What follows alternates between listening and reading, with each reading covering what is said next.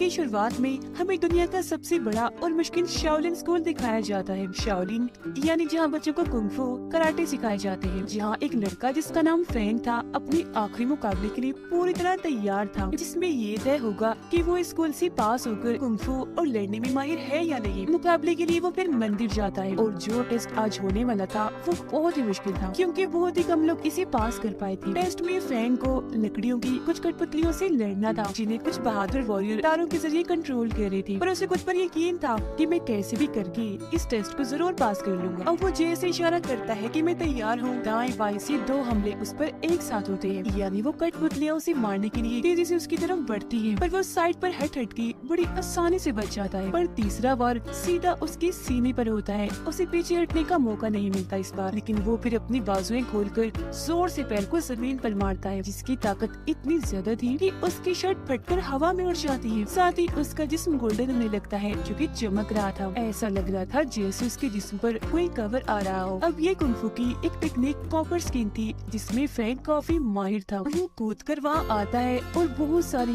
एक के बाद एक मुक्के मारकर सभी कठपुतलियों को तोड़ देता है। वो सारी नीचे बिखर गई थी। अभी वो ये सोच ही रहा था कि सब खत्म हो गया है, अचानक की सारी कठपुतलियों के टुकड़े एक साथ जुट जाते हैं और अब वो एक काफी बड़ी कठपुतली बन गई थी, जिसकी आगे फेंग छोटा सा लग रहा था। उसे देख फेंग को समझ लग जाती है कि इसे पहले की तरह हराया नहीं जा सकता। जितनी भी ताकत लगाऊंगा कुछ नहीं होगा। इसीलिए वो चलकर उस कठपुतली पर से कूद कर उन सभी तारों को पकड़ लेता है, जिससे वॉरियर्स उसे कंट्रोल कर रहे थे। ऐसा होते ही सारे वॉरियर्स नीचे गिर जाते हैं और उनकी तारों की पकड़ जैसे खत्म होती है, कठपुतली टूटकर कई टुकड़ों में बिखर जाती है। और यहाँ फेंग इस टेस्ट को जीतकर जबरदस्त कुंग-फू का माहिर बनकर निकलता है। इसके बाद हम एक ऑफिसर को देखते हैं जो बहुत बड़ा बेईमान था, क्योंकि उसने गवर्नमेंट के खजाने से बहुत सारे पैसे अपने मकसद के लिए चोरी किए थे। इतने सारे पैसे आज तक की सबसे बड़ी चोरी थी, पर वो ये नहीं चाहता था कि किसी को भी इस बारे में पता चले, तो इसीलिए उसने अपने एक साथी को मरवा दिया, क्योंकि वो भी इस चोरी में साथ था। और अब ऑफिसर को उस कागज की तलाश थी जिसमें इस चोरी की सारी जानकारी थी, जिसे ऑफिसर के साथी ने बनाया था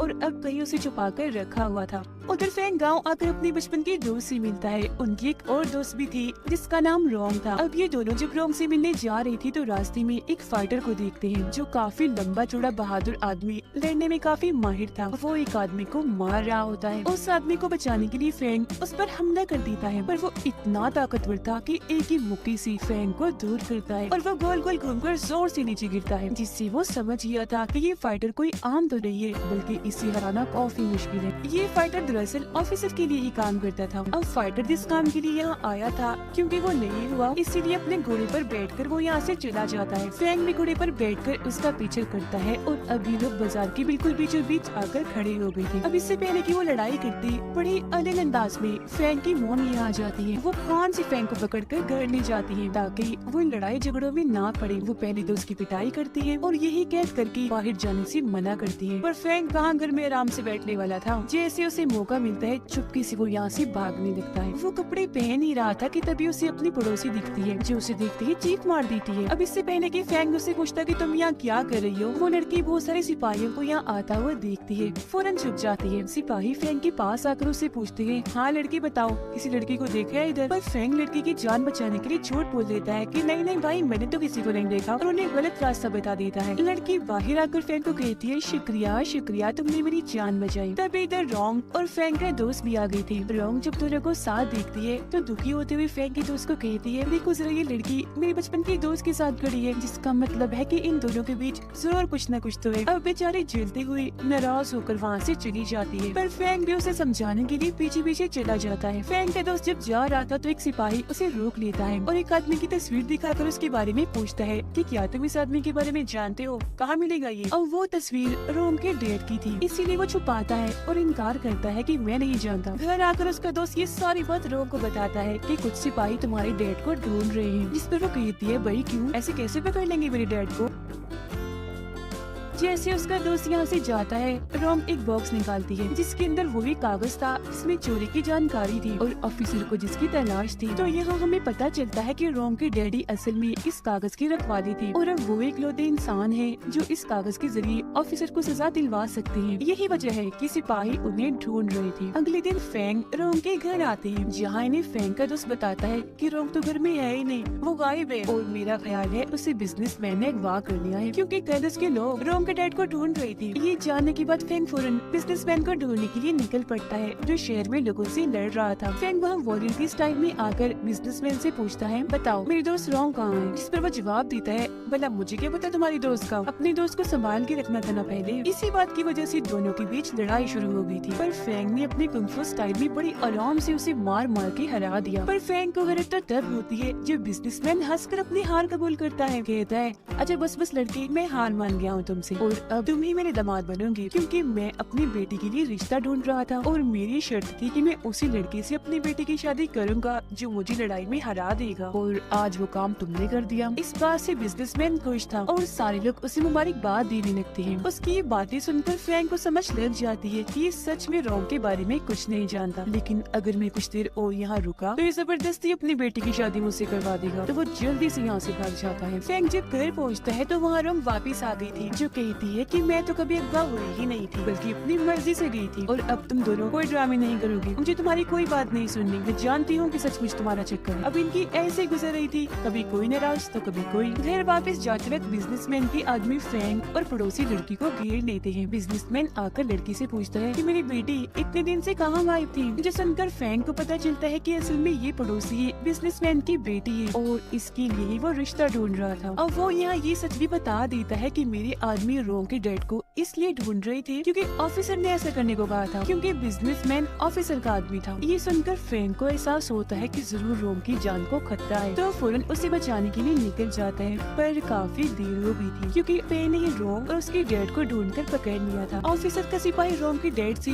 वो कागज मांगता है, पर जब वो देने से इनकार करती है तो सिपाही कहता है कि अगर तुमने ना दिया तो मैं तुम्हारी बेटी को मार दूंगा। लेकिन फिर भी उसके डैड हार नहीं मानते और अकेले उनसे लड़ने के लिए तैयार हो जाते हैं, मगर बहुत जल्द उन्हें एहसास हो जाता है कि मैं अकेला इतने सारे लोगों का सामना नहीं कर सकता, तो उन्होंने उस कागज पर अपनी बेटी की जान बचाने के लिए खुद की कुर्बानी दे दी, तलवार से अपना गला काट लिया। तभी इधर फेंग आ जाता है। इससे पहले वो रोंग के डैड को बचाता काफी देर हो चुकी थी क्योंकि वो मर गए थे। सारे सिपाही फेंग को देखते उस पर हमला कर देते हैं, पर वो आते ही सबको मारने लगता है, किसी को मुक्का मारकर किसी को कोनी मारकर दूर फेंकता जा रहा था। तो इसीलिए बचे हुए सिपाही रोंग की गले पर चाकू रख के वहाँ से निकल गए थे। उधर जब ऑफिसर को पता चलता है कि मेरे मिशन में फेंग रुकावट बनकर आ गया था और मेरे सिपाहियों ने वो कागज हासिल नहीं किया, तो वो फाइटर को बुलाता है और उन्हें हुक्म देता है कि कैसे भी करके फेंग को मारकर वो कागज मुझे ला कर दो। अब फाइटर को ये चीज अच्छी तो नहीं लगती, पर अब उसे ऑफिसर के सामने झुकना ही पड़ता है। फेंग को एक खत मिलता है जिस पर लिखा हुआ था कि रात होने तक वो कागज लेकर एक जगह पर आ जाओ और अगर तुम ना आए, ऐसा ना किया तो हम रोंग को मार देंगे। रात को कागज लेकर फेंग बताई हुई जगह पर पहुंच जाता है। वो आराम से कागज सिपाही के हवाले कर देता है, जिससे सब हैरान थे कि इसने लड़े बगैर इतनी आसानी से कागज दे दिया। और अब जैसे सिपाहियों से खोलता है तो पता चलता है कि ये कागज तो नकली है। इसी के साथ फिर इधर फेंग और फाइटर के बीच लड़ाई शुरू हो जाती है। लड़ाई में ही फाइटर के डैड फेंग पर जहरीला पाउडर डाल देते हैं, जिससे उसकी शक्तियाँ तो काफी हद तक कम होती ही है, पर फाइटर के डैड भी काफी जख्मी हो गई थी।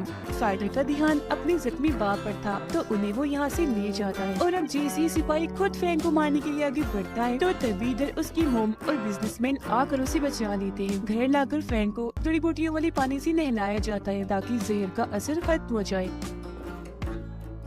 सिपाही फाइटर और उसके डैड को कहता है कि मैं तुम्हें जान बचाने के लिए आखिरी मौका देता हूँ, जाओ और जाके फेंग को मार दो, वो कागज लेकर आओ वरना हम तुम्हें मार देंगे। अब कोई रास्ता ना होने पर फाइटर अपने डैड को वही छोड़कर फेंग को मारने के लिए निकल जाता है। फेंग बिल्कुल ठीक हो गया था और अब वो उस पुतले को देखने लगता है जो रोंग ने उसे दिया था। वो जैसे बटन को दबाता है, पुतला खुल जाता है और उसमें से वो कागज निकलता है, जिससे ये लोग समझ जाते हैं कि ये कागज लेकर हम रोंग को बचा लेंगे। पर मुसीबत ऐसी ऑफिसर को सजा नहीं मिल पाएगी। फेंग को फिर फाइटर का खत मिलता है, इसीलिए वो फौरन यहाँ से निकल जाता है। जब ये एक दूसरे के आमने सामने आते हैं तो इनकी लड़ाई होने लगती है। फाइटर को सिपाही से धमकी मिली थी, इसीलिए वो खूब ताकत लगाकर फेंग से लड़ता है पर उसे हरा नहीं पाता। लेकिन फेंग भी उसे यहाँ मारता नहीं, जिंदा छोड़ देता है। घर आकर फाइटर देखता है कि मेरी डैड मर गई है तो वो काफी दुखी होकर रोने लगता है। उधर फेंग का दोस्त ऑफिसर के घर के बाहर पहुँचता है और कहता है कि मेरी दोस्त रोंग को छोड़ दो, बदले में मैं तुम्हें वो कागज दे देता हूँ। उसकी इस बात पर जख्मी रोंग को लाया जाता है। उसके चेहरे और कपड़ों पर खून लगा हुआ था, जिससे साबित होता है कि उस पर काफी जुल्म किया गया है। उसका दोस्त अब जैसे कागज देता है कि बीच में फेंग आकर टांग मार देता है और ये सब होने से रोक लेता है। तभी इधर फेंग की मोम और बिजनेसमैन भी आ गए थे और ये सारे लोग एक होकर ऑफिसर के साथियों से लड़ने के लिए तैयार थे। और अब आखिरकार ऑफिसर के यहाँ आते ही उसकी फेंग से लड़ाई होने लगती है। ऑफिसर कुंफू के सबसे खतरनाक लेवल का माहिर था और आज पहली बार फेंग को ये एहसास होता है कि मेरी टक्कर बहुत ही ताकतवर आदमी से हुई है। वो एक जोरदार मुक्का जैसे फेंग को मारता है, उसका इतना मजबूत कॉपर स्किन भी टिक नहीं पाता, टूट जाता है। फेंग जख्मी हो गया था, उसके मुंह से खून आने लगता है। उसे कमजोर पाकर ऑफिसर जैसे तलवार का टुकड़ा उसकी तरफ फेंकता है कि तभी सामने रोंग आ जाती है, जिससे तलवार का टुकड़ा उसके दिल की आर पार हो जाता है। बेचारी बच नहीं पाई, फेंग को बचाते बचाते खुद मारी जाती है। ये देखकर फेंग की दोस्त को बहुत गुस्सा आता है और अब जैसे वो ऑफिसर को मारने के लिए जाता है कि तभी ऑफिसर उसे भी जोरदार मुक्का मारकर दूर फेंक देता है। उस बेचारे की भी मौत हो जाती है। फेंग की मोम और बिजनेसमैन को भी बंदी बना लिया जाता है और तभी इधर फाइटर आकर ऑफिसर को मारने लगता है, क्योंकि उसकी वजह से ही फाइटर की डैड की मौत हुई थी। यहाँ बिजनेसमैन उसे समझाते हैं कि जल्दी से कागज लेकर यहाँ से भाग जाओ, तब वो ना चाहते हुए भी कागज लेकर वहाँ से भाग जाता है। फाइटर बड़ी बहादुरी से